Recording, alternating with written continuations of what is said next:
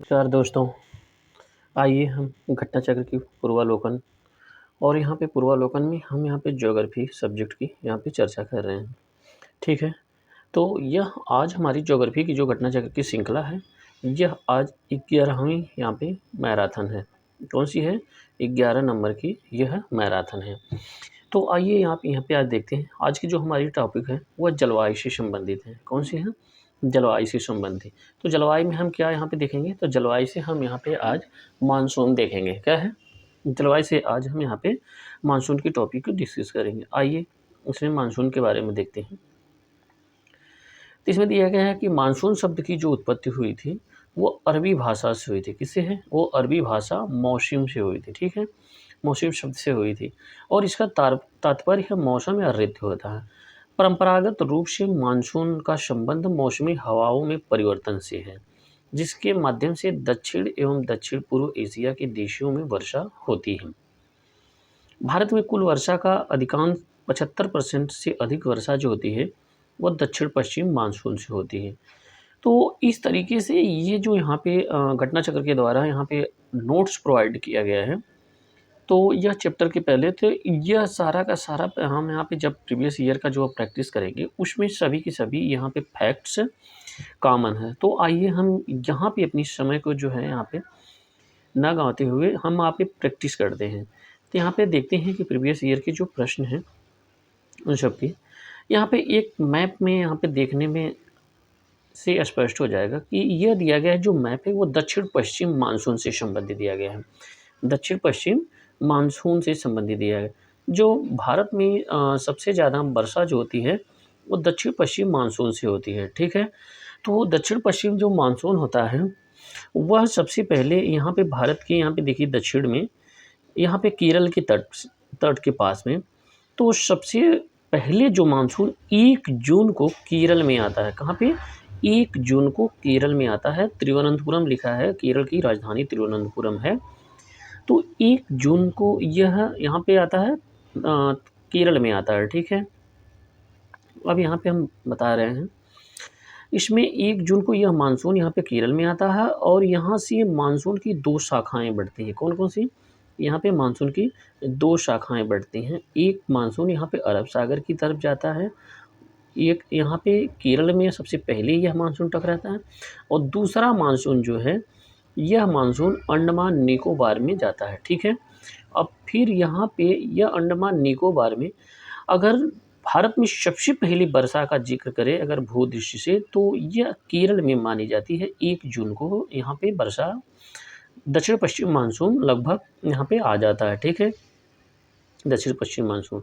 लेकिन सबसे पहले जो मानसून पहुँचता है भारत में वह अंडमान निकोबार में पहुँचता है। ठीक है, अंडमान निकोबार, तो जो ये बंगाल की खाड़ी की शाखा है और एक अरब सागर की शाखा है। तो जो बंगाल की खाड़ी शाखा है यह शाखा यहाँ पे म्यांमार जाती है और फिर यह बंगाल की खाड़ी में भी 1 जून को यह यहाँ पे पहुँच जाती है। 1 जून को सोचिए, 1 जून को यहाँ पे केरल में भी पहुँच रही है और 1 जून को यह बांग्लादेश में यानी मेघालय के पास, यह बांग्लादेश है तो यह मेघालय के पास भी 1 जून को पहुँचती है। यानी कि भारत में अगर भारतीय किसी भी भूभाग पे सबसे पहले अगर जो मानसून पहुंचती है दक्षिण पश्चिम, तो वो अंडमान निकोबार में। यदि ऑप्शन में अंडमान निकोबार दिया गया है तो आप निश्चिंत होकर के अंडमान निकोबार का ऑप्शन लगाएंगे। अगर यह नहीं है तो आप 1 जून को यहाँ पे केरल में लगाएंगे कि केरल में सबसे पहले मानसून पहुँचता है। तो यहाँ पे केरल में 1 जून को पड़ता है, फिर 5 जून को यहाँ पे हैदराबाद, यह एरिया पे देखिए यहाँ पे हैदराबाद में पहुँचता है और यहाँ पे यह कर्नाटका में है। 10 जून को मुंबई में मानसून पहुँचता है, ये अरब की शाखा है। 15 जून को यह अहमदाबाद में, 1 जुलाई को यह अहमदाबाद से पार करके 15 जुलाई को यहाँ पे राजस्थान की साइड से होकर के यहाँ पे मानसून पहुँचता है। तो उत्तर भारतीय जो मैदान में है वह लगभग 15 जून के मानसून पहुँचता है। ठीक है, तो आइए इससे संबंधित प्रश्न देखते हैं। तो इससे संबंधित जो प्रश्न है उन पे हम यहाँ पे अभ्यास करते हैं। इसमें पहला प्रश्न दिया गया है, मानसून शब्द की व्युत्पत्ति किस भाषा से हुई है? ठीक है, मानसून शब्द की व्युत्पत्ति किस भाषा से हुई है? तो यहाँ पे किस भाषा से हुई है? तो यह अरबी भाषा से हुई है। किससे हुई है? अरबी भाषा से हुई है। तो इसका नाम मौसीम होता है। इसका तात्पर्य मौसम, ऋतु से है। यहाँ पे दूसरा नंबर क्वेश्चन देखते हैं। दूसरा नंबर क्वेश्चन दिया गया है कि कथन यहाँ पे दिया गया है कि भारत मूलतः एक मानसूनी देश है। यह तो सत्य है। भारत मूलतः मानसूनी देश है, यह कथन सत्य है। कारण इसमें क्या दिया गया है? उच्च हिमालय उसे जलवायु संबंधी विशिष्टता प्रदान करता है। तो यह कथन सत्य है। उच्च हिमालय भारत में जलवायु संबंधित विशिष्टता यानी विशेषता प्रदान करता है। तो हिमालय का बहुत ज़्यादा रोल भारत की जलवायु में पड़ता है। ठीक है, तो यहाँ पे कथन दोनों के दोनों सत्य हैं। अब यहाँ पे देखिए, आइए आंसर में क्या दिया गया है। यहाँ पे आंसर दिया गया है कथन और कारण दोनों की सत्य हैं और आर सही की व्याख्या कर रहा है। ठीक है, यहाँ पे दोनों के दोनों सत्य हैं और आर सही का स्वीकृतिकरण है। ऑप्शन हमारा ए सही हो जाएगा। यहाँ पे आइए इसकी विशेष, यहाँ पे इसका विश्लेषण देख लेते हैं। इसमें दिया गया भारतीय मूलतः मानसूनी देश है। यहाँ पे यह भी फैक्ट है, मानसूनी देश है। यह जलवायु मानसूनी जलवायु लगभग सभी विशेषताएं पाई जाती हैं। यह कथन ये सही है। हिमालय पर्वत भारतीय जलवायु की इस मायने में विशेषता प्रदान करती है क्योंकि मानसूनी हवाओं के लिए भौतिक अवरोध उत्पन्न करता है। इसके फलस्वरूप भारत में मानसूनी हवाओं को पूर्णतः प्रसार संभव हो पाता है। मानसून की भरपूर वर्षा हो पाती है। साथ ही यह मध्य एशिया से आने वाली शीत हवाओं को रोक करके भारत में पूरी तरह रक्षा करता है। तो यह शीत हवा जो होती है, यह शीत हवा साइबेरिया से आती है, रूस के जो क्षेत्र है साइबेरिया से। तो यहाँ पे रूस की हवाएं जो आती हैं तो वही इसे रक्षा प्रदान करता है। कौन? हिमालय। इस प्रकार दो भिन्न जलवायु वाले भागों को पृथक करता है। यानी जो हिमालयी उत्तर का भाग है वह शीतोष्ण कटिबंध में आ जाता है और जो भारत का दक्षिणी प्रायद्वीपीय एरिया है यह ग्रीष्म यानी कि उष्ण में आता है। तो यहाँ पे दोनों की दोनों जलवायु पाई जाती है। इसलिए भारतीय जलवायु कैसी है? तो यह मानसूनी जलवायु यहाँ पे मूलतः मानी जाती है। अगला क्वेश्चन देखते हैं। मानचित्र को देख करके बताना है कि इसमें जो प्लेसेस दिए गए हैं, इसमें प्लेसेस में आप ध्यान दीजिएगा। इसमें 4 दिया गया है, 4 यहाँ पे 3-3। तो ये जो एरिया बने हुए हैं, यह एरिया 3 पे है। तो यहाँ पे प्रश्न देखते हैं कि प्रश्न क्या कह रहा है। इसमें कह रहा है कि चित्र को देख करके बताइए कि वो किसके वितरण के संदर्भ में हैं। तो किसके संदर्भ के वितरण में है? तो यहाँ पे बताना है किसके हैं। तो यह क्वेश्चन अधूरा है। इसमें यह बताना है कि रेखाएं समताप रेखाएं मानचित्र मध्य ताप को दिखाती हैं। तो यहाँ पे ये जो रेखाएं बनाई गई हैं, यहाँ पे बीच में ये रेखाएं जो बनाई गई हैं, यहाँ पे यह एरिया, यह किसको दिखाती हैं? यह सब किसको दिखाती हैं? तो यह मध्य ताप को दिखाती हैं। क्योंकि यहाँ पे देखिए 3 जो 22 से लेकर के यहाँ पे 25 डिग्री यहाँ पे टेम्परेचर रहेगा। तो यह किसको दिखाएंगी? यह सभी की सभी यह मध्य ताप को दिखाएंगे। ऑप्शन डी सत्य हो जाएगा। अगला क्वेश्चन देखते हैं। क्वेश्चन नंबर 4 दिया गया है। क्वेश्चन नंबर 4 दिया गया है, यहाँ पे अभिकथन दिया गया है और तर्क दिया गया है। तो अभिकथन ए में क्या दावा कर रहा है कि भारत की जलवायु उष्णकटिबंधीय मानसून की तरह है। यहाँ पे तर्क दे रहा है कि भारत उष्णकटिबंधीय अक्षांशों के बीचों बीच अवस्थित है। क्या उष्णकटिबंधीय अक्षांशों के बीचों बीच अवस्थित है भारत? तो यह 23.5 डिग्री कर्क रेखा जो होती है वो भारत से होके जाती है। तो कहीं ना कहीं दोनों कथन सत्य हैं। अब यहाँ पे देखते हैं इसका क्या दे रहा है। लेकिन यहाँ पे दे रहा है कि बी ऑप्शन सही कह रहा है। यदि ए सही है, आर गलत है। तो यहाँ पे देखते हैं आर को क्यों गलत कह रहा है। यहाँ पे कह रहा है कि भारत की जलवायु उष्णकटिबंधीय मानसून की तरह। तो ये तो सत्य है। भारत उष्णकटिबंधीय अक्षांशों के बीचों बीच स्थित है। उच्च उच्च भारत है उष्णकटिबंधीय अक्षांशों के बीचों बीच अवस्थित है। तो उष्णकटिबंधीय अक्षांशों के बीचों बीच भारत अवस्थित नहीं है। यहाँ पे देखिए भारत 23.5 डिग्री की बीचों बीच में क्या है? भारत 23.5 डिग्री में यहाँ पे क्या है? कर्क रेखा जाती है। ठीक है, तो भारत के यह बीच से जाती है। तो यानी कि आधा भाग 23.5 डिग्री से नॉर्थ में है और आधा भाग साउथ में। तो यह बीचों बीच से यहाँ पे यह तर्क पूर्णतः गलत हो जाता है। इस कारण से यहाँ पे केवल एक ही सही हो जाएगा। बीचों बीच ना दे करके उष्णकटिबंधीय अक्षांशों पे अगर कहता तो यह कुछ हद तक यह तर्क सत्य होता है। आइए इसका सॉल्यूशन देखते हैं। सॉल्यूशन यहाँ पे देखिए दिया गया है कि भारत एक उष्णकटिबंधीय मानसूनी जलवायु वाला देश है। भारत उष्णकटिबंधीय अक्षांशों 23.5 डिग्री उत्तरी, 23.5 डिग्री दक्षिणी अक्षांशों के बीचों बीच अवस्थित नहीं है। अब यहाँ पे देखिए 23.5 डिग्री बीच और 23.5 डिग्री जो बीचों बीच उष्णकटिबंधीय जो होता है, यहाँ पे देखिए 23.5 डिग्री उत्तरी, 23.5 डिग्री उत्तरी और 23.5 डिग्री यहाँ पे दक्षिणी, यानी कर्क और मकर रेखा की जो बीच का भाग है, यह उष्णकटिबंधीय भाग है। तो भारत का 23.5 डिग्री के नॉर्थ में भी तो कुछ भाग है, यानी कर्क रेखा के उत्तर में भारत का आधा भूभाग स्थित है। इसलिए भारत उष्णकटिबंधीय क्षेत्र में नहीं आता। यदि भारत का प्रायद्वीपीय भाग पूछिए तो भारत का प्रायद्वीपीय भाग उष्णकटिबंधीय अक्षांश में आता है। इसलिए ऑप्शन यहाँ पे बी गलत हो जाएगा। क्वेश्चन नंबर 5 देखते हैं। भारत किस राज्य में मानसून का आगमन सबसे पहले होता है? तो इसमें सबसे पहले मानसून ऑप्शन दिया गया है केरल। अभी हमने चित्र के माध्यम से दिखाया तो केरल ऑप्शन यहाँ पे सत्य हो जाएगा। दक्षिण पश्चिम मानसून भारत के केरल राज्य में सबसे पहले शुरू होता है। भारत कृषि का अधिकांश भाग इसी वर्षा पर निर्भर रहता है। अगला क्वेश्चन देखते हैं। क्वेश्चन नंबर 6 दिया गया है। भारत में कृषिकालीन मानसून प्रवाह सामान्य दिशा है। तो सामान्य दिशा यहाँ पे है दक्षिण पश्चिम मानसून से उत्तर पूर्व। तो यहाँ पे देखिए, यहाँ पे भारत का यह जो भारत है, तो यहाँ पे दक्षिण पश्चिम यह एरिया, यह दक्षिण हो जाएगा, यह पश्चिम, तो इसके बीचों बीच दक्षिण पश्चिम मानसून आता है। से यह किसमें इस तरफ ज़्यादा है, यानी कि उत्तर और पूर्व में जाता है। ठीक है, उत्तर और पूर्व में जाता है। तो ये ऑप्शन हमारा डी सत्य हो जाएगा। इसमें यह विस्तार देखने की यहाँ पे ज़्यादा आवश्यकता नहीं है। क्वेश्चन नंबर हम यहाँ पे 7 देखते हैं। 7 में दिया गया भारत मानसून की उत्पत्ति निम्नलिखित पवनों में किसके द्वारा होती है?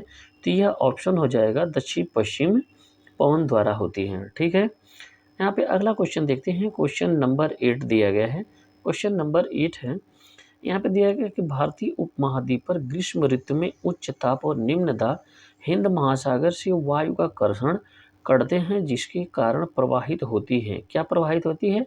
तो यहाँ पे दक्षिण पश्चिम मानसून की यहाँ पे धारा प्रवाहित होती है। तो आइए इसमें सलूशन देखते हैं। इसमें दिया गया है ग्रीष्म ऋतु में भारत में उच्च तापमान रहता है। अब देखिए, जहाँ पे उच्च तापमान रहेगा वहाँ पे दाब की मात्रा कम हो जाएगी, दाब कम हो जाएगा। ठीक है, दाब कम हो जाएगा और ताप अधिक हो जाएगा। ये एक दूसरे के व्युत्क्रमानुपाती होते हैं। यदि ताप बढ़ता है तो दाब कम हो जाता है, और यदि दाब बढ़ेगा तो ताप कम हो जाएगा। यह बात याद रखिएगा। ग्रीष्म ऋतु में भारत में उच्च तापमान होने के कारण दाब यहाँ पे कम हो जाता है, जिसके कारण उत्तर पश्चिम भारत में निम्न दाब की स्थिति बन जाती है। तो दाब की स्थिति बन जाती है, जिस कारण से दक्षिण पश्चिम मानसून हवाएं भारत में प्रवेश करने लगती हैं। आई होप आप लोग समझ पाए होंगे। यहाँ पे 9 नंबर देखते हैं। जलवायु आरेख पर ध्यान दीजिए। जलवायु आरेख पर यहाँ पे ध्यान दीजिए। सापेक्षिक नमी प्रतिशत यहाँ पे दिया गया है और यह पूछ रहा है कि जलवायु आरेख किस क्षेत्र से संबंधित है। तो आर्द्र लंब तापमान यहाँ पे दिया गया है। यह उमस भी भरा है, वाहक है, तीक्ष्ण है, शीत नम्य। तो इन सभी के बीच में कैसी जलवायु आपको मिलेगी? तो ऑप्शन देखते हैं। यहाँ पे यह जलवायु यहाँ पे कौन सी मिल जाएगी कि भारत के उत्तर पूर्वी क्षेत्र की, यानी कि इसमें जो जलवायु मिलेगी वो आर्द्र टाइप से मिलेगी। यहाँ पे देखिए मैप में दिया गया है कि यह शीत और नम होती है एक तरफ उमस भरी होती है, वाहक होती है, तीक्ष्ण होती है। तो बीच की यह भाग नम हो जाएगी। शीत यहाँ पे दिया गया है, तो यह दार्जिलिंग का जो पहाड़ है, हिमालयी पठार है, तो इसमें शीत और नम हवा होती है। और यहाँ पे तीक्ष्ण जो दिया गया है तो यहाँ पे यह जो भाग हो जाता है हिमालय का याराकुआन पर्वत, यह तिछड़ हो जाता है और वाहक यह है बंगाल की खाड़ी है। और इस जो बीच में भाग पड़ता है यानी कि यह भारत की तरफ पूर्वी मैदानी इलाका, इसमें उमस भरी होती है। तो यह बीच में क्या हो जाएगा, तो बीच में एक ऐसी जलवायु पाई जाएगी जो सबकी सबकी काफ़ी ज़्यादा आर्द्र मात्रा में यहाँ पे टेम्परेचर हो जाएगा। तो ऐसी कंडीशन कहाँ पे मिलेगी, तो यह उत्तर पूर्वी क्षेत्र में मिलेगी। अगला क्वेश्चन देखते हैं, क्वेश्चन नंबर 10, निम्नलिखित में से कौन सा सबसे सूखा स्थान है, तो यह हो जाएगा लद्दाख की राजधानी लेह में हो जाएगा। सबसे कम सूखा क्षेत्र है। यहाँ पे देखिए मौसम तो ठंडा है लेकिन यहाँ पे बारिश नहीं होती, इसे शुष्क स्थल घोषित किया जाए। तो भारत में सबसे शुष्क स्थल का जिक्र करें तो यह लेह हो जाएगा। ठीक है, अगला 11 नंबर क्वेश्चन का हम जिक्र करते हैं कि 11 नंबर में क्या दिया गया है। 11 नंबर में दिया गया है कि भारत को उष्णकटिबंधीय और उपोष्णकटिबंधीय में विभाजन करने के आधार के रूप में मानी गई जनवरी की समताप रेखा क्या है।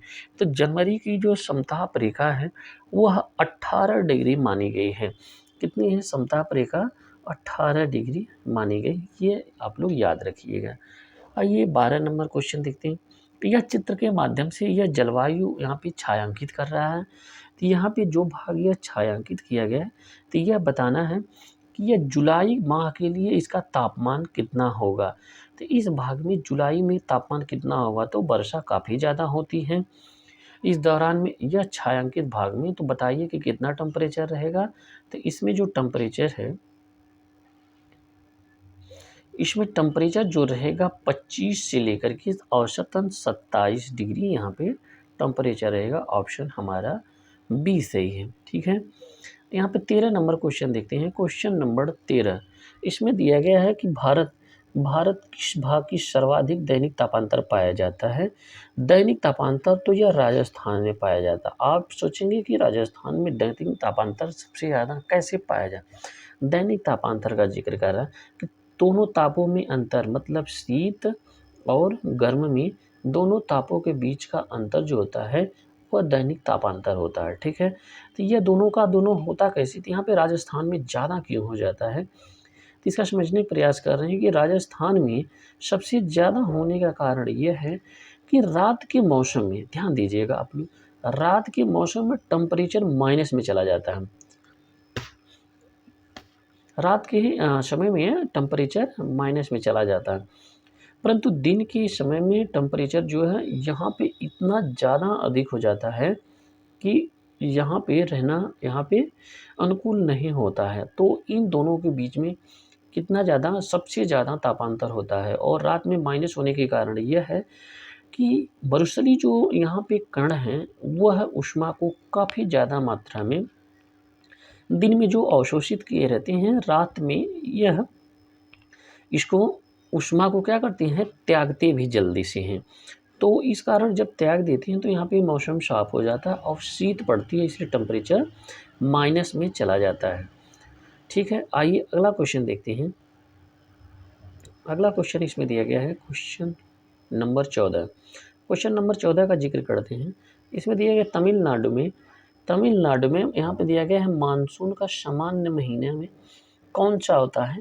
तो ये तमिलनाडु में महीने जो सामान्य महीना होता है वर्षा का, वो नवंबर दिसंबर में होता है। इसके पीछे कारण है, देखिए तमिलनाडु में जो वर्षा होती है वह उत्तर पूर्वी मानसून से होती है, उत्तर पूर्वी मानसून से होती है। ठीक है, उत्तर पूर्वी मानसून से होती है। और यह मानसून, और जब यह दक्षिण पश्चिम मानसून यहाँ पे ध्यान दीजिएगा, दक्षिण पश्चिम मानसून जब अपने अंतिम चरण में नवंबर दिसंबर से लौटना प्रारंभ करता है, तो यह जब लौटता है तो यह बंगाल की खाड़ी में होते हुए यहाँ पे शुष्क हो जाता है। तो बंगाल की खाड़ी से यह आर्द्रता ग्रहण कर के तमिलनाडु के भाग में आकर के नवंबर दिसंबर में यानी ठंड के महीने में वर्षा करता है, जिसे हम लौटता हुआ मानसून या उत्तर पूर्वी मानसून के नाम से जानते हैं। इसे तमिलनाडु में सामान्य मानसून कह रहा है, तो यह नवंबर दिसंबर में आंसर सत्य हो जाएगा। और यह वर्षा आंध्र प्रदेश के रायलसीमा तमिलनाडु में भी सक्रिय रहता है। तो यहाँ पे ऑप्शन हो जाएगा डी सही है। इसमें 15 नंबर देखते हैं, 15 में क्या दिया? भारतीय मानसून मौसमी विस्थापन से इंगित होता है, जिसका कारण क्या है? तो इसका कारण यह है कि स्थल तथा समुद्र का विभेदीय तापमान होता है। समुद्र में तापमान कम होता है जिससे दाब अधिक होता है, और स्थल पे तापमान ज़्यादा होता है जिससे दाब कम होता है। इसलिए समुद्र से हवाएं यहाँ पे स्थल की तरफ चलती हैं। ठीक है, अगला क्वेश्चन यहाँ पे देखते हैं। यहाँ पे 16 नंबर दिया गया है। 16 नंबर में क्या दिया गया है? 16 नंबर में लिया, आप कथनों पे विचार करिए। पहला दिया गया है, इसमें पहला दे रहा है कि दक्षिण भारत से उत्तर भारत की ओर मानसून की अवधि घटती जाती है, तो यह तो सत्य है। अब यहाँ पे देखिए दूसरा क्या दिया गया, उत्तर भारत के मैदानों में वार्षिक वृष्टि की मात्रा पूर्व की अपेक्षा पश्चिम की ओर घटती जाती है। अब दोनों के दोनों हम यहाँ पे इन दोनों का यहाँ पे जिक्र कर रहे हैं। अब यहाँ पे यह देखिए भारत का मैप है, ठीक है, यह हम दक्षिण भारत बनाए हैं और यहाँ पे यह उत्तर भारतीय, यहाँ पे यह एक होल लगभग मैप है भारत का। अब आप लोग यहाँ पे ध्यान दीजिएगा। अब इसमें हम ध्यान यह बताने का प्रयास करें, पहला वाले कथन का, दक्षिण भारत से उत्तर भारत की ओर मानसून की अवधि घटती जाती है। तो आप देखिए सबसे पहले जो मानसून आता है वो कहाँ पे आता है? वह साउथ में आता है, केरल के तट पे। अब ठीक है, यह मानसून यहाँ पे केरल के तट पे आकर के यहाँ पे बना रहता है, फिर आगे बढ़ता है, फिर आगे बढ़ता है। 1 जून के बाद जुलाई, अगस्त, सितंबर, अक्टूबर ऐसे करके यह मानसून अक्टूबर नवंबर तक यहाँ पे बना रहता है, उत्तरी भारतीय मैदानों में बना रहता है। यहाँ तक यह मानसून बना रहता है, ठीक है। अब देखिए नवंबर के बाद से यह मानसून तो लौट रहा है। यहाँ पे जो उत्तर भारत में मानसून पहुँच रहा है वो जून के अंत में पहुँच रहा है, ठीक है।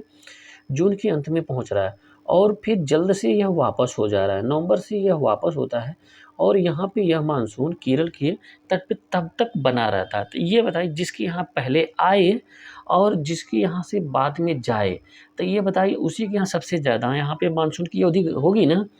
तो यह यूँ कह रहा है कि उत्तर भारत में घटती है, तो यह कथन सत्य हो जाएगा, उत्तर भारत में घटती है।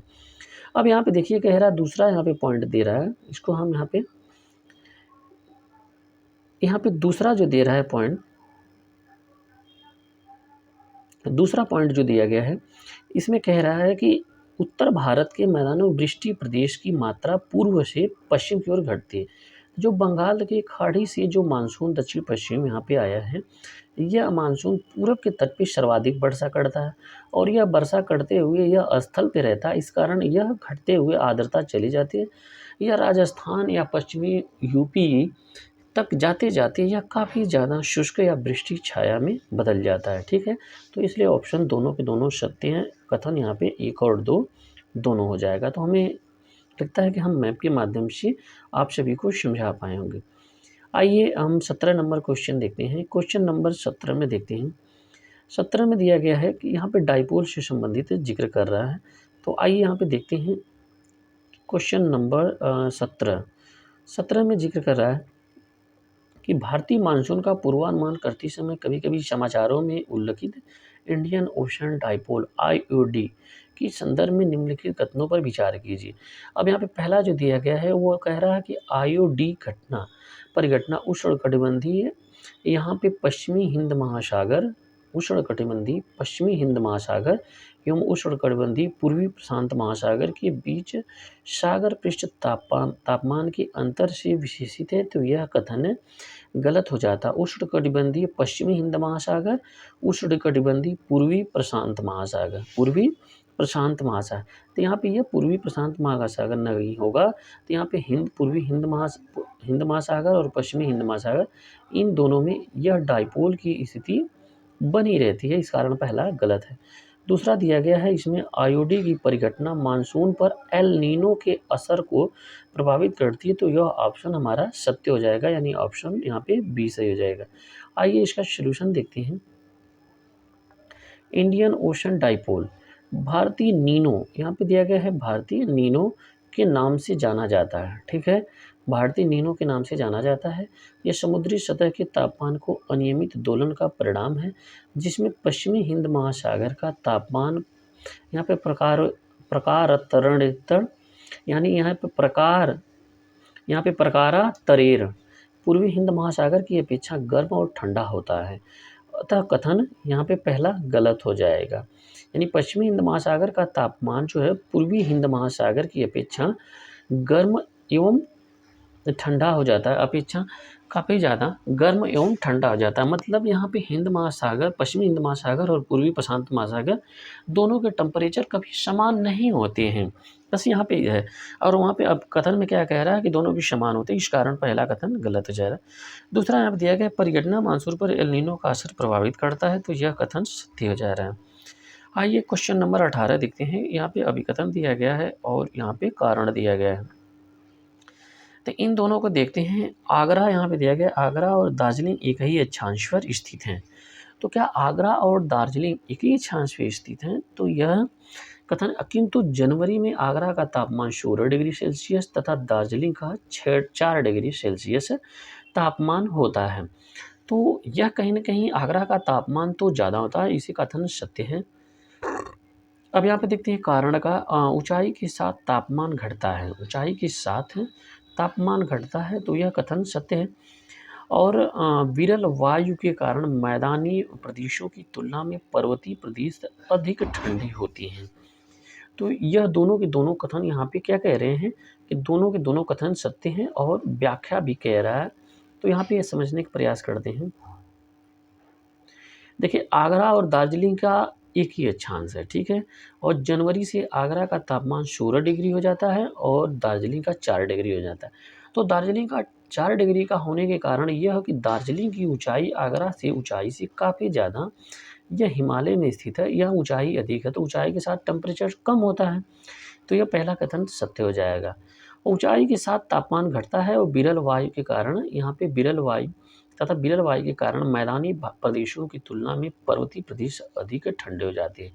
तो यहाँ पे विरल वायु पाई जाती है प्रदेशी हिमालयी क्षेत्रों में, यहाँ ऊंचाई पे, इस कारण से यह काफ़ी ज़्यादा अत्यधिक मात्रा में ठंडे हो जाते हैं मैदानी भागों की अपेक्षा से, ठीक है। यहाँ पे कथन कथन और कारण दोनों सत्य हैं और व्याख्या भी कह रहे हैं। तो आइए अगला क्वेश्चन देखते हैं। Question number 19। क्वेश्चन नंबर 19 में दिया गया है, यहाँ पे क्वेश्चन नंबर 19 पे दिया गया है कि अमृतसर और शिमला दोनों एक ही अक्षांश पर स्थित हैं, परंतु इनकी जलवायु में भिन्नता है। तो यहाँ पे अमृतसर जो है एक धरातली क्षेत्र है, क्या है? एक धरातली क्षेत्र है। और शिमला जो है वो एक पहाड़ी क्षेत्र है, काफ़ी ज़्यादा ऊंचाई पे है। तो यहाँ पे इन दोनों की जलवायु में भिन्नता ऊंचाई है। सीधे सीधे यहाँ पे जाएगा, शिमला ऊंचाई पे हिमालयी क्षेत्र में पड़ता है। तो 19 का ऑप्शन ए सही हो जाएगा। अब यहाँ पे दोनों के दोनों अक्षांश देख रहे हैं। अमृतसर यहाँ पे 31 डिग्री 29 में, 32 डिग्री यहाँ पे नॉर्थ में पड़ता है और शिमला 30 डिग्री। दोनों का अक्षांश तो लगभग सेम है, ठीक है। परंतु जलवायु इनका अधिक है, तो ऊंचाई यहाँ पे अधिक हो जाता है। अमृतसर की जो ऊंचाई है वह समुद्र तल से 175 से 200 मीटर है, ठीक है। लेकिन यहाँ पे शिमला की जो ऊंचाई है 300 से लेकर के 3000 तक, यानी 6 किलोमीटर इसकी ऊंचाई है। और क्षोभ मंडल में ऊंचाई बढ़ने के साथ तापमान में गिरावट आती है।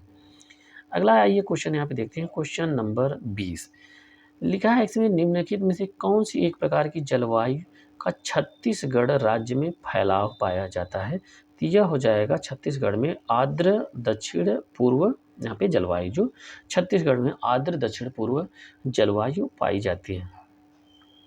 यहाँ पे अगला क्वेश्चन देखते हैं। क्वेश्चन नंबर 21 में देखते हैं कि कौन सा क्षेत्र मानसूनी अरब सागर की शाखा से प्रवाहित नहीं होता है? अरब सागर की शाखा से, अरब सागर भारत के पश्चिम में पड़ती है।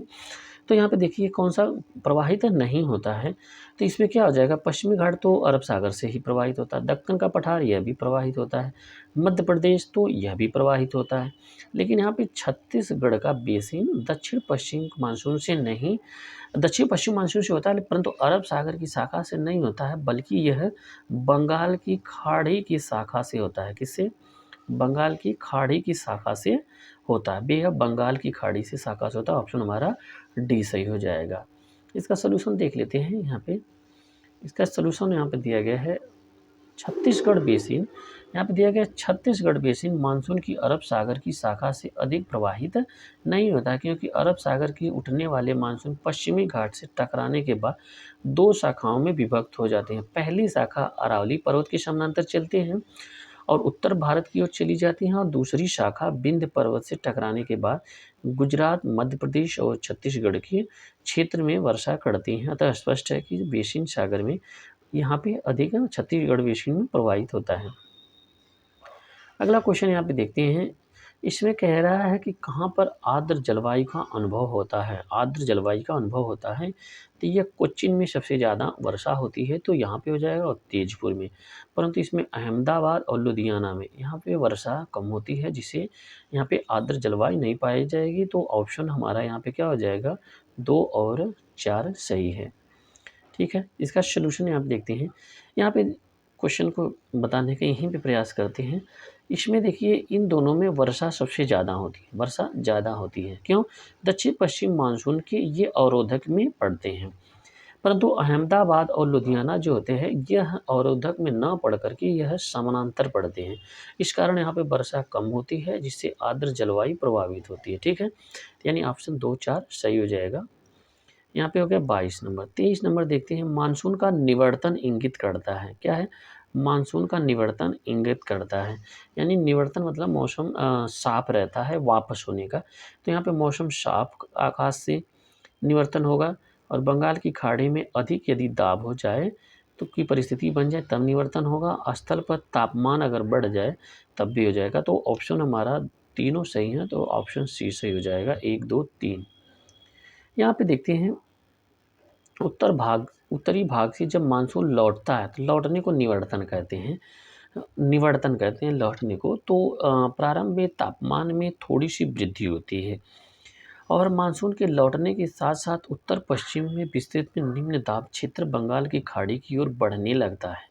इस समय आकाश स्वच्छ हो जाता है। ठीक है, यहाँ पे क्वेश्चन नंबर 24 देखते हैं। 24 में दिया गया है कि कथनों पर विचार कीजिए। पूरे वर्ष 30 डिग्री नॉर्थ और 60 डिग्री साउथ अक्षांशों के बीच में बहने वाली हवाएं पछुआ हवाएं वेस्टर्लीज कहलाती हैं।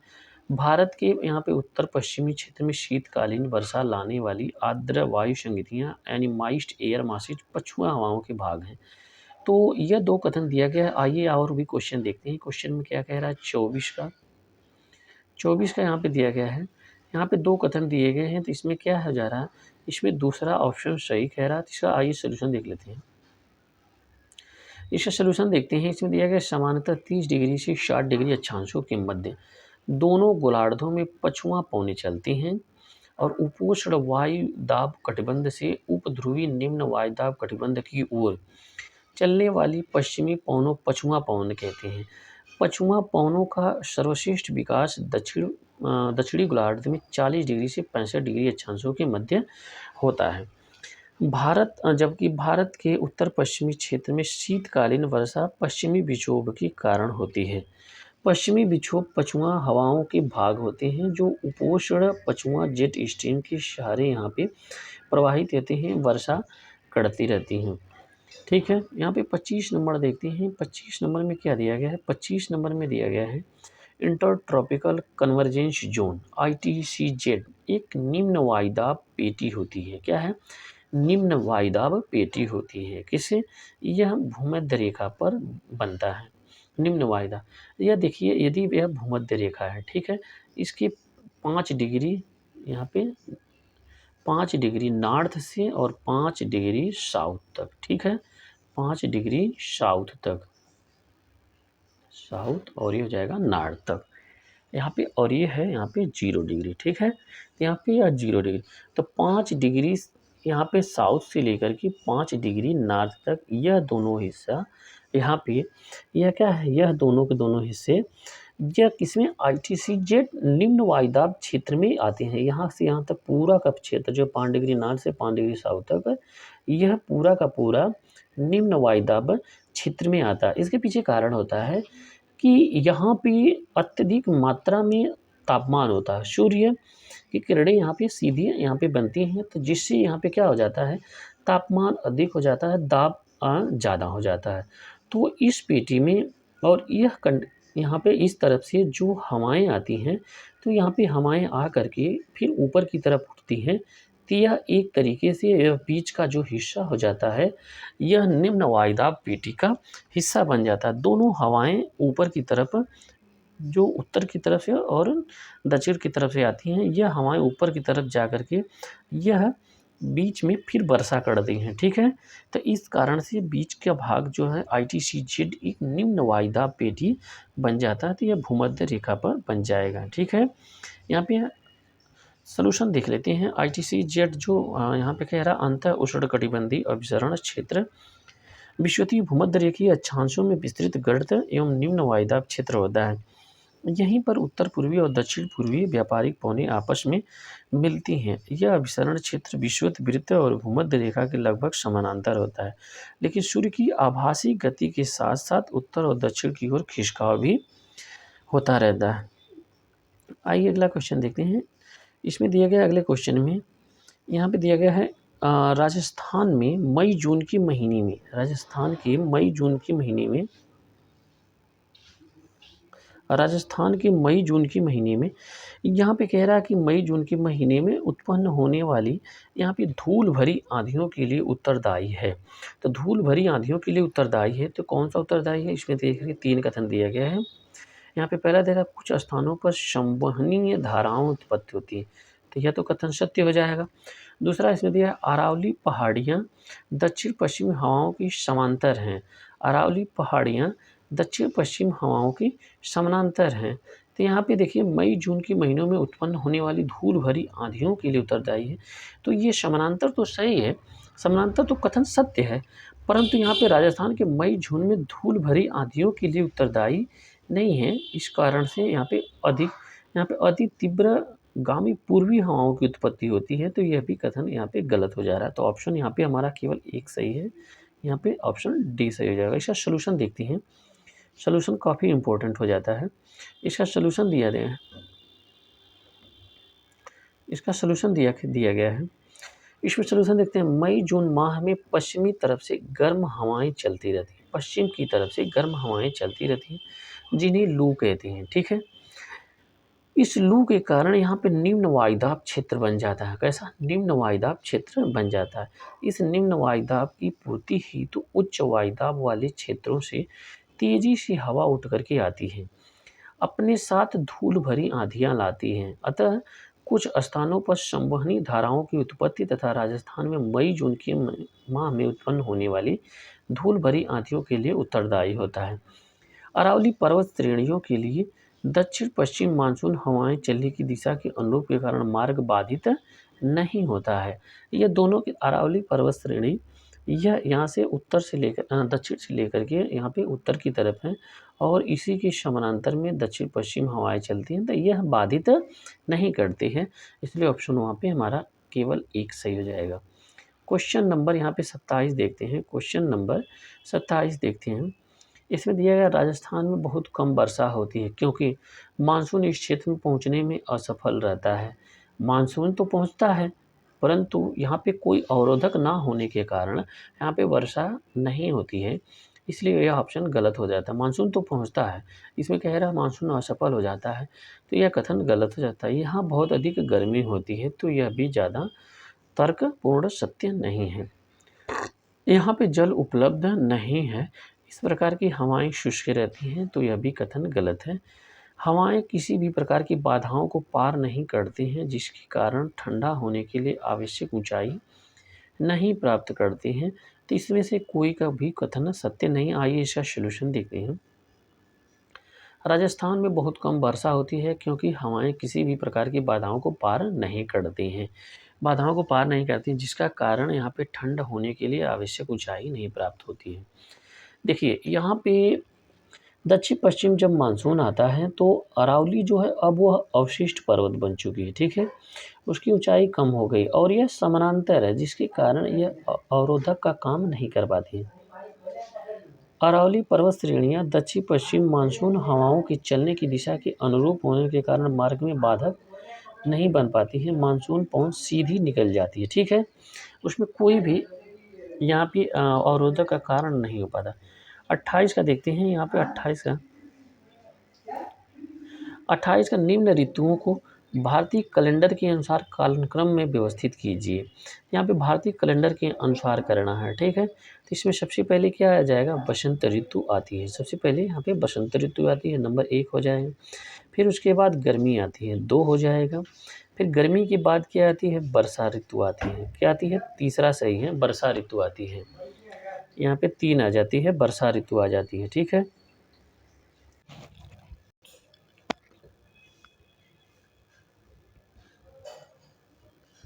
यहाँ पे पहला जो क्वेश्चन दिया गया है, निम्न ऋतुओं को भारतीय कैलेंडर के अनुसार कालानुक्रम के अनुसार व्यवस्थित कीजिए, ठीक है।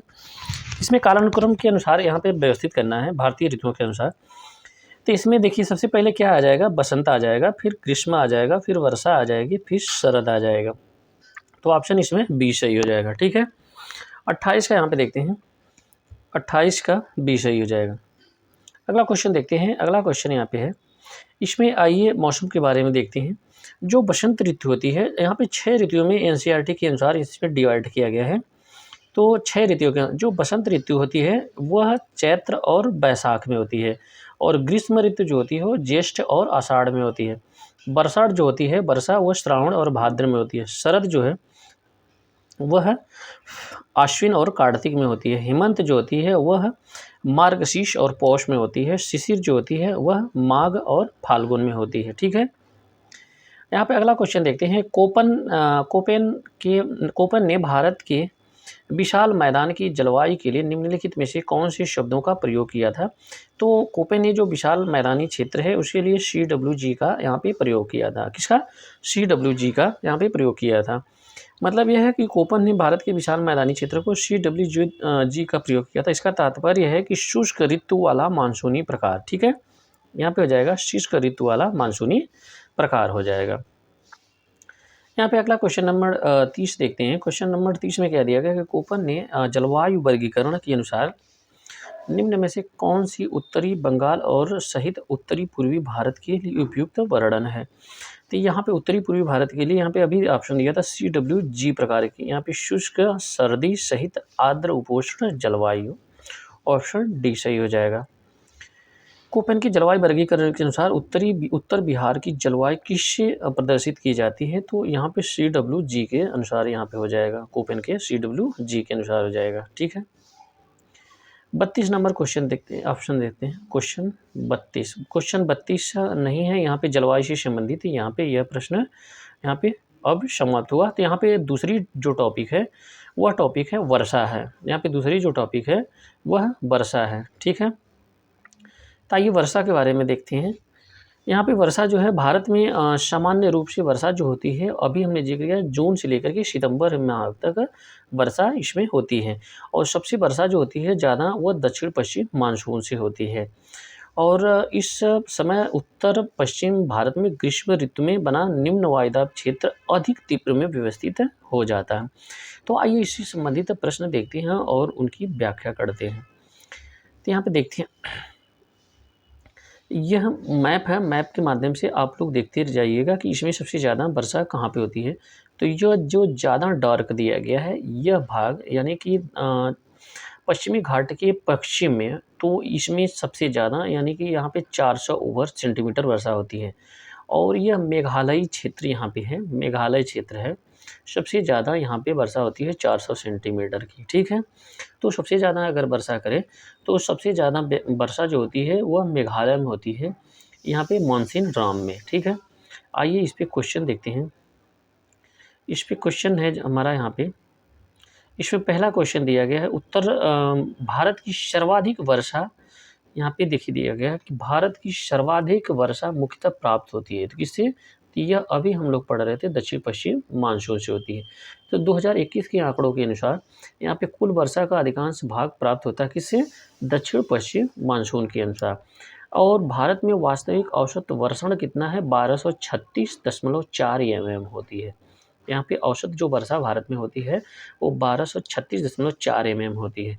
भारत के दक्षिण पश्चिम में 971.8 mm वर्षा होती है, ठीक है। अगला क्वेश्चन यहाँ पे देखते हैं। क्वेश्चन नंबर 2 दिया गया है।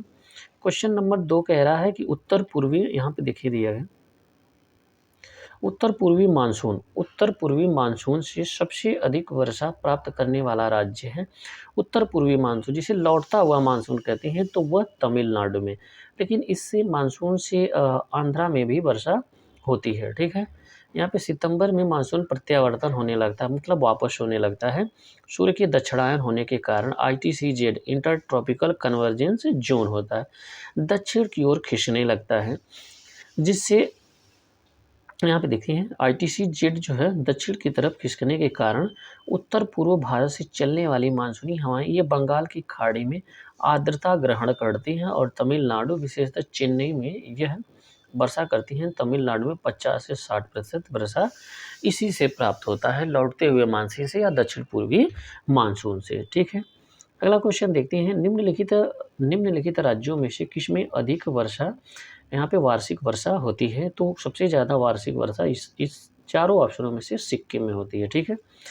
प्रश्न में दिया गया है सिक्किम में होती है, प्रश्न में सबसे ज़्यादा वार्षिक वर्षा जो होती है वह मेघालय में होती है, ठीक है। अगला क्वेश्चन देखते हैं, इसमें जो दिया गया है देखिए 2000 यहाँ पे 83 दिया गया है वर्षा वर्षा, अरुणाचल प्रदेश में, सिक्किम में 3000 दिया गया है 43, और केरल में यहाँ पे 36 दिया गया है, और जम्मू कश्मीर यहाँ पे 894। तो केरल में यहाँ पे सबसे ज़्यादा इसमें होती है इन सभी के ऑप्शनों से, ठीक है। तो यहाँ पे केरल ऑप्शन दिया था, ऑप्शन बी सही है। सिक्किम 36 सॉरी, इसमें ऑप्शन में गलती है, सिक्किम ना होकर के यहाँ पे सिक्किम ना होकर के केरल में सबसे ज़्यादा वर्षा यहाँ पे माना जाएगा, ठीक है। यह ऑप्शन गलत दिया, ऑप्शन सी सही हो जाएगा। यहाँ पे क्वेश्चन नंबर 4 देखते हैं। क्वेश्चन नंबर 4 में दिया गया है कि यहाँ पे नीचे स्थानों में जो युग्म दिए गए हैं उनमें से ऐसा युग्म कौन सा है जिसके दोनों नगर लगभग एक ही अक्षांश पे अवस्थित हैं, फिर भी उनकी वार्षिक वर्षा कुल मात्रा का अंतर सर्वाधिक सुस्पष्ट है। तो यह हो जाएगा यहाँ पे अजमेर और शिलांग। शिलांग में सबसे ज़्यादा वर्षा होती है और अजमेर में कम होती है। आइए इसका देखते हैं, इसका कारण क्या है। अजमेर यहाँ पे 26 डिग्री उत्तर पे है और शिलांग भी 26 डिग्री उत्तर पे, दोनों एक ही अक्षांश पे हैं, ठीक है। भारत की वर्षा के आंकड़ा 2021 के अनुसार वर्षा 587 अजमेर में होती है। कहाँ पे? अजमेर में वार्षिक वर्षा कितना होती है? 587 जबकि शिलांग जो वर्षा पूर्वी खासी में ज़िले में है वह कितनी होती है? 5160 वर्षा यहाँ पे होती है, ठीक है। आइए अगला क्वेश्चन देखते हैं। अगला क्वेश्चन इसमें दिया गया है क्वेश्चन नंबर 5। क्वेश्चन नंबर 5 दिया गया, एक मौसम विज्ञान केंद्र की औसत वार्षिक तापमान 26 डिग्री सेल्सियस, तो इसकी औसत वार्षिक वर्षा 63 सेंटीमीटर, इसके तापमान का वार्षिक परिसर 9 डिग्री सेल्सियस है। तो यह हो जाएगा चेन्नई हो जाएगा। इसमें क्या है? ऑप्शन चेन्नई हो जाएगा। यहाँ पे ऑप्शन हो जाएगा चेन्नई हो जाएगा। भारतीय मौसम विभाग द्वारा आंकड़ों के अनुसार चेन्नई का औसत तापमान यहाँ पे 24 डिग्री से यहाँ पे 30 डिग्री गर्मियों में होता है, जाड़ों में 24 डिग्री होता है, ठीक है। गर्मियों में 30 डिग्री रहता है। यहाँ पे औसतन वर्षा जो होती है 60 से 70 सेंटीमीटर के मध्य होती है। वर्ष भर तापमान का लगभग यहाँ पे 26 डिग्री बना रहता है। प्रतिदिन न्यूनतम और अधिकतम तापमान यहाँ पे वार्षिक वर्षा 8 से 9 डिग्री के मध्य रहता है। तो इस कारण अन्य नगरों का यहाँ पे प्रश्न में दिए गए शामिल नहीं हो रहा है, ठीक है। अगला क्वेश्चन देखते हैं। क्वेश्चन नंबर 6 दिया गया है, नीचे दिए गए भारतीय नगरों में सामान्य वर्षा का सही अवरोही क्रम कौन सा है? तो सबसे ज़्यादा यहाँ इसमें अवरोही क्रम मतलब इसमें जो है रहा है, इसमें घटते हुए क्रम में तो कोच्चि में सबसे ज़्यादा वर्षा होती है, फिर कोलकाता, फिर पटना और फिर अंततः ये घटता हुआ चला जाता है, तो यह दिल्ली में। तो ऑप्शन हमारा सी सही हो जाएगा, ठीक है। इसमें देखिए, इसमें जो दिया गया है वर्षा का दिया गया कोच्चि एर्नाकुलम जिला जो दिया गया है वो 3931.9 वर्षा होती है। कोलकाता में जो होती है वो 2451.5 वर्षा होती है। पटना में 1099.6 वर्षा, दिल्ली में 904 वर्षा होती है, ठीक है। यहाँ पे आम्र वर्षा से संबंधित है, तो यह आम्र वर्षा आम की फसल से संबंधित है, ठीक है। आम्र बरसात, आइए इसका जिक्र करते हैं। 7 नंबर का इम्पोर्टेंट क्वेश्चन है। यहाँ पे 7 नंबर जो होती है आम्र वर्षा, यह कर्नाटक और केरल में होने वाली मानसून पूर्व वर्षा की फुहार है जो आम की फसल के लिए अत्यधिक लाभकारी होती है। यह वर्षा बंगाल की खाड़ी से उत्पन्न तूफानों के फलस्वरूप अप्रैल माह में होती है और इस वर्षा से आम की बौरें यानी आम के जो फूल आते हैं वो टूट कर के गिरते नहीं हैं, इसलिए यह आम की फसल के लिए अच्छी मानी जाती है। ठीक है। अगला क्वेश्चन देखते हैं। क्वेश्चन नंबर 8 दिया गया है, भारत में सबसे कम वर्षा वाला स्थान कौन सा हो जाएगा? तो यह लेह हो जाएगा। लेह लद्दाख, लद्दाख की राजधानी लेह पड़ जाती है। तो इसमें जो वर्षा होती है वह 4.17 सेंटीमीटर होती है। कि देश में सबसे कम वर्षा होती है तो लेह में होती है। ठीक है, लेह में होती है। और बीकानेर का जिक्र करें तो यह 32.84 सेंटीमीटर होती है। जैसलमेर में 31.67 सेंटीमीटर होती है। वहीं सबसे अधिक जो वर्षा होती है वह कहाँ पे होती है? पहले चेरापूंजी था, 1100 सेंटीमीटर वर्षा होती थी, परंतु अब वर्तमान में मानसीन राम में जस्ट वहीं चेरापूंजी के बगल में है मानसीन राम। तो यहाँ पे वर्षा जो होती है 1148 सेंटीमीटर यहाँ पे वर्षा होती है। यह भारत की ही नहीं बल्कि विश्व की सबसे अधिक वर्षा वाला स्थान है। ठीक है। यहाँ पे 2019 लेह केंद्र शासित प्रदेश लद्दाख को केंद्र शासित प्रदेश बनाया गया, जिसमें लेह, बीकानेर, जैसलमेर के आंकड़े 2021 के अकॉर्डिंग दिए गए हैं। ठीक है। क्वेश्चन नंबर 9 देखते हैं। 9 में दिया गया, निम्नलिखित में से किस स्थानों पर सबसे कम वर्षा वाला यहाँ पे क्षेत्र है? तो यह हो जाएगा लेह हो जाएगा। ठीक है। क्वेश्चन नंबर 10 देखते हैं। चेरापूंजी अवस्थित है, तो चेरापूंजी मेघालय राज्य में अवस्थित है। अगला क्वेश्चन देखते हैं। भारतवर्ष में सर्वाधिक वर्षा किस क्षेत्र में होती है? तो यह पश्चिमी घाट, हिमालय क्षेत्र और मेघालय में, इन्हीं तीनों एरिया में सबसे ज़्यादा वर्षा होती है। 12 देखते हैं। Question number 12। क्वेश्चन नंबर 12 में दिया गया है, 12 में है, भारत में वर्षा का आधिक्य होते हुए भी यह देश की प्यासी धरती समझा जाता है। इसका कारण क्या है? यहाँ पर देखो, वर्षा का पानी तेजी से बह जाता है, यह भी सत्य है। वर्षा के पानी की शीघ्रता से भाप बनकर उड़ जाता है, यह भी सत्य। वर्षा का कुछ थोड़े ही महीनों में जोर का होना, मतलब कुछ ही चुनिंदे महीने में जो है वर्षा अत्यधिक मात्रा में होती है और बाकी वर्ष भर यह कम वर्षा होती है या शुष्क वर्षा होती रहती है, यानी ऑप्शन तीनों तीनों सत्य हो जाएगा। निम्नलिखित यहाँ पर दिया गया है 13 नंबर, निम्नलिखित में से कौन सा जल प्रबंधन युक्ति भारत का लागत लगभग अधिकतम लाभ देने वाली है? तो यह हो जाएगा वर्षा जल संचयन प्रणाली जो हो जाती है, वर्षा जल संचयन प्रणाली हो जाती है। तो इसमें वर्षा जल संचयन प्रणाली हो जाती है। आइए इसका ऑप्शन देखते हैं, काफ़ी ज़्यादा महत्वपूर्ण है। जल प्रबंधन युक्ति द्वारा वर्षा जल संचयन आसानी से बिना अतिरिक्त खर्च के टैंक या बांध बना करके किया जा सकता है। इसके द्वारा सतह का जल स्तर ऊपर आ जाएगा, जिससे जल की समस्या काफ़ी हद तक कम हो जाएगी। तमिलनाडु इस मामले में अग्रणी राज्य है। अतः इस प्रकार वर्षा के जल का संचयन जल प्रबंधन की युक्ति है, जिसके द्वारा लागत अधिकतम लाभ प्राप्त करते हैं। यहाँ पे क्वेश्चन नंबर 14 दिया गया है। 14 में दिया गया कि निम्न में से भारत में किन क्षेत्रों में औसत 200 मिलीमीटर वर्षा होती रहती है? 200 मिलीमीटर औसत वर्षा होती है। तो 200 मिलीमीटर इसमें केरल भी हो जाएगा, लेकिन तमिलनाडु में नहीं है, जम्मू कश्मीर में भी नहीं है। आइए और भी ऑप्शन देखते हैं 14 का। 14 में और भी ऑप्शन क्या दिया गया है? 14 में और ऑप्शन दिया गया है, इसमें ऑप्शन यहाँ पे बी ऑप्शन को मान रहा है। तो बी में देखिए क्या दिया गया था, इन सभी के अकॉर्डिंग बी जो दिया गया जम्मू कश्मीर, औसत 200 ml वर्षा होती है। तो ऑप्शन बी के कह रहा है तो जम्मू कश्मीर। तो जम्मू कश्मीर में इसमें देखते हैं ऑप्शन बी। प्रश्न काल में भारत में 200 ml वर्षा यानी 20 सेंटीमीटर वर्षा औसत वर्षा जम्मू कश्मीर में जास्कर श्रेणी के उत्तर तथा राजस्थान के पश्चिमी भाग पर होती थी। विकल्प 20 सही माना जा सकता है, परंतु समग्र राज्य की दृष्टि से देखें तो उपयुक्त में से कोई भी सही नहीं होगा। या समग्र राज्य की दृष्टि से देखें तो कोई भी उपयुक्त सही नहीं है। आंकड़ा 2021 के अकॉर्डिंग कश्मीर में, जम्मू कश्मीर में 894 mm वर्षा होती है। तो इस कारण से ऑप्शन 200 मिलीमीटर यानी कि 20 सेंटीमीटर यहाँ पे इसकी कश्मीर की जो जास्कर श्रेणी है उसके उत्तर में होती है। इस कारण से कोई भी ऑप्शन सत्य नहीं होने के कारण हम जम्मू कश्मीर ऑप्शन को सत्य मानेंगे। ठीक है। अगला क्वेश्चन देखते हैं, झारखंड में वर्षा किस मानसून से होती है? तो झारखंड में जो वर्षा होती है वो दक्षिण पश्चिम मानसून से होती है। ठीक है, यहाँ पे जो वर्षा अधिकांशतः होती है वो जून से सितंबर माह में होती है। अगला क्वेश्चन देखते हैं, यह एक छायांकित वार्षिक वर्षा का दिया गया है, वार्षिक वर्षा। तो यह छायांकित जो भाग दिया गया है यह मैदानी भाग है और यह यहाँ पे झारखंड छत्तीसगढ़ की एरिया दी गई है। तो इसमें यह बताना है कि इसमें मानसून क्या है, तो इसमें यह बंगाल की खाड़ी से इसमें मानसून आता है। तो ऑप्शन यहाँ पे देखते हैं कि ऑप्शन में क्या है, भारत के रेखांकित भागों में वर्षा का माध्य कितने हैं?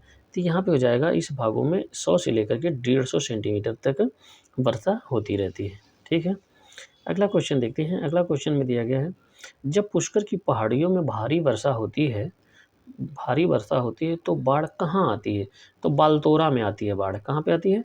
बालतोरा में आती है, क्योंकि पुष्कर की पहाड़ियों से वर्षा जब होती है तो बालतोरा में भीषण बाढ़ आ जाती है। बालतोरा पंचप्रदा क्षेत्र स्थान पश्चिम में ढलान पर स्थित है। तो यह पुष्कर की पहाड़ी ऊपर है और बालतोरा या मैदानी भाग में। तो यहाँ पे जब वर्षा होती है तो यह वर्षा यहाँ से आकर के बालतोरा के मैदानों में यानी बालतोरा क्षेत्र में काफ़ी ज़्यादा यहाँ पे बाढ़ ला देती है। ठीक है, ऑप्शन हमारा इसमें सी सही हो जाएगा। अगला क्वेश्चन देखते हैं, भारतीय मौसम विज्ञान विभाग की परिभाषा के अनुसार भारतीय मौसम विज्ञान विभाग की परिभाषा के अनुसार वर्षा का दिन वह होता है जब किसी विशेष स्थान पर वर्षा की मात्रा इस प्रकार होती है। कैसे? 24 घंटे में 2.5 mm से ऊपर होती है, तब हम उसे क्या कहते हैं, विशेष स्थान यानी वर्षा की मात्रा को यहाँ पे आंकते हैं कि यहाँ पे 2.5 mm से ज़्यादा 24 घंटे में वर्षा हुई है। ठीक है, अगला क्वेश्चन यहाँ पे देखते हैं। यहाँ पे कथन दिया गया है, कारण दिया गया है। तो इसमें देखते हैं, गंगा के मैदान में यदि कोई पश्चिम और उत्तर पश्चिम को चले तो मानसूनी वर्षा घटती हुई मिलेगी। पश्चिम और उत्तर पश्चिम की चले तो यह कथन सत्य हो जा रहा है।